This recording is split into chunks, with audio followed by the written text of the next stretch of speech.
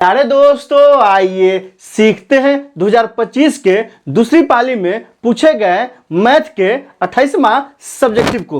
दोस्तों आप यहां देख रहे हैं ये सेट जी का 28वां सवाल है। उस बिंदु के निर्देशांक ज्ञात करें जो बिंदुओं 2-2 और -7, 4 को मिलाने वाले रेखाखंड को 1:3 में अंतविभाजित करता है। दोस्तों डिस्क्रिप्शन में क्या किया है, प्लेलिस्ट लगा दिया है। पहला और दूसरा प्लेलिस्ट 2025 के प्रथम पाली में और दूसरी पाली में पूछे गए मैथ के सवालों का। तीसरा प्लेलिस्ट है बिहार बोर्ड द्वारा जारी मैथ के मॉडल सेट का। और चौथा प्लेलिस्ट है, चूंकि ये कहाँ का सवाल है, नियामक ज्यामिति का सवाल है, नियामक ज्यामिति का लगा दिए। आप वहां जाइए, उन वीडियो को इत्मीनान से देखिए ताकि समझ बनेगा कि एग्जाम में किस क्वेश्चन पूछा जाता है और आपको कैसे बनाना है। तो आइए इस सवाल को हल करते हैं। सबसे पहले क्या करेंगे दोस्तों, कॉपी पे सॉल्यूशन या क्या लिखेंगे, हल लिखेंगे। यहाँ क्या कह रहा है, उस बिंदु के निर्देशांक ज्ञात करें जो बिंदु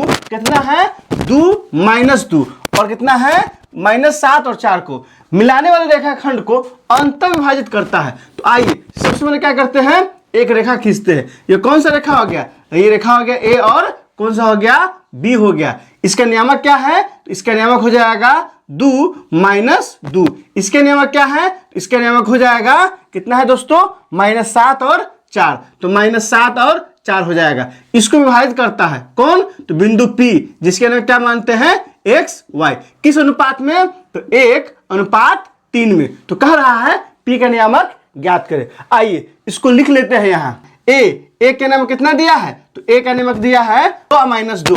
यहाँ हो जाएगा 2, ये क्या हो जाएगा -2। यहाँ से क्या हो जाएगा, निकालेंगे x1 बराबर कितना हो जाएगा, 2 हो जाएगा और y1 बराबर कितना हो जाएगा, -2 होगा। फिर b के नियमक कितना है, तो b के नियमक है कितना, -7 4। तो -7 हो जाएगा और 4। यहाँ से क्या हो जाएगा, x2 बराबर -7 और y2 बराबर कितना हो जाएगा, 4 हो जाएगा। फिर क्या दिया है दोस्तों, दिया है अंतविभाजित करता है 1:3।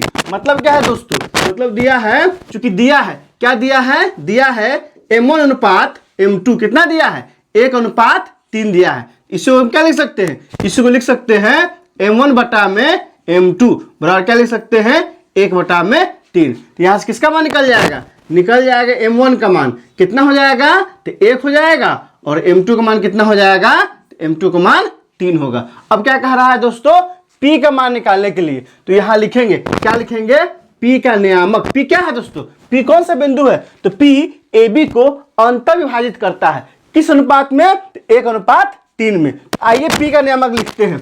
तो P का नियामक बराबर m1 x2 प्लस m2 बटा में क्या होता है, x1 बटा में क्या हो जाएगा दोस्तों, बटा में हो जाएगा m1 प्लस m2। फिर क्या होगा दोस्तों, m1 y2 प्लस क्या होगा, m2 y1 बटा में क्या आ जाएगा दोस्तों, तो बटा में आ जाएगा m1 प्लस m2। इस मॉडल क्या कीजिए, जहन में बैठा लीजिए। कभी कभी क्या है कि एक नंबर में डायरेक्ट सूत्र पूछ देता है कि दो बिंदु है जिसके नाम क्या है, x1 y1 और x2 y2 और उसको अंतविभाजित करता है m1:m2 में। तो कहता है कि अंतविभाजित करने वाले बिंदु का नियामक निकालिए।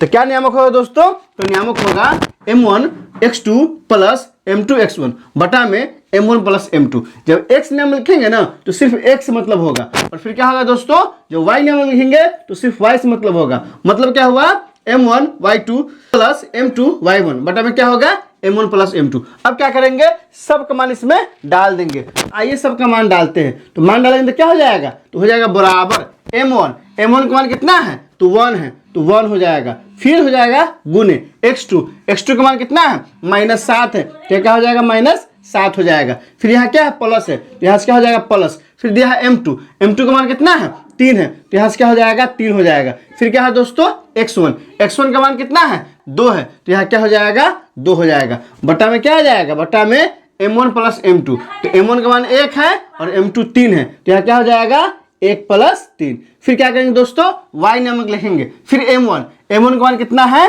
1 है, तो यहाँ क्या कर दिए, 1 लिख दिए। फिर गुने y2 का मान कितना है, तो 4 है, तो यहाँ क्या लिख देंगे, 4। फिर यहाँ प्लस हो जाएगा, क्या हो जाएगा, प्लस। फिर m2 का मान कितना है, तो 3 है, तो यहाँ 3 लिख देंगे। फिर क्या हो जाएगा गुने y1 का मान कितना है -2 है, तो यहाँ क्या हो जाएगा -2। अब बटा में m1 प्लस m2, तो क्या हो जाएगा 1 प्लस 3, तो यहाँ क्या लिखेंगे 1 प्लस 3 लिखेंगे। अब इसको आगे बढ़ाइए, तो यहाँ से क्या हो जाएगा, तो यहाँ से हो जाएगा प्लस है माइनस है, तो प्लस माइनस क्या होता है माइनस, 7 एकम क्या हो जाएगा 7, फिर प्लस है तो प्लस, 3 दूना कितना हो जाएगा 6। अब बटा में 3 एक कितना हो जाएगा दोस्तों, तो 3 एक 4 हो जाएगा। फिर यहाँ से देखिए 4 एकम कितना हो जाएगा 4 हो जाएगा। फिर क्या है प्लस है माइनस है, तो प्लस माइनस क्या हो जाएगा माइनस, 3 दूना कितना हो जाएगा 6। अब बटा में 3 एक 4 है, तो यहाँ से क्या हो जाएगा 4 हो जाएगा। अब इसको क्या करेंगे आगे बढ़ाएंगे, तो यहाँ से क्या हो जाएगा, यहाँ से हो जाएगा बराबर, यहाँ कितना है +6 है, यहाँ -7 है, तो -7 में से +6 घटेगा तो क्या बचेगा -1 बच जाएगा। और बटा में कितना दिया है, तो बटा में 4 दिया है, यहाँ से बटा में कितना हो जाएगा 4 हो जाएगा। फिर क्या है दोस्तों, ये क्या निकल गया x नियामक। अब यहाँ देखिए -6 है, ये +4 है, तो -6 में से +4 घटेगा तो क्या आएगा 2 आ जाएगा। अब बटा में क्या है, तो बटा में 4 है, तो यहाँ कितना हो जाएगा 4 हो जाएगा। तो ये तो कट जाएगा ना, 2 एकम 2 और 2 दूना 4, तो बराबर क्या आ गया -1 बटा में 4 क्या आ जाएगा 2। यही क्या हो गया p का निर्देशांक हो गया।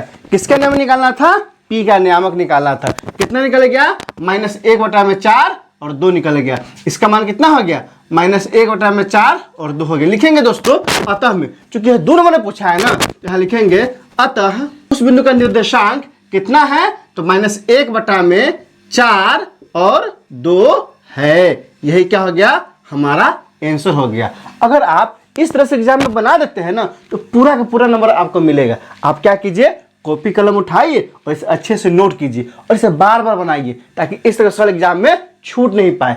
और अपने दोस्तों के बीच भी शेयर कीजिए। दोस्तों इसमें कहीं कोई दिक्कत है, आप कमेंट करके हमें बता सकते हैं कि आपने सीख लिया। कमेंट करके बताइए, इंतजार रहेगा। वीडियो अच्छी लगी हो तो लाइक कीजिए, मेरे चैनल को सब्सक्राइब कीजिए, ज्यादा से ज्यादा शेयर कीजिए। बहुत बहुत शुक्रिया।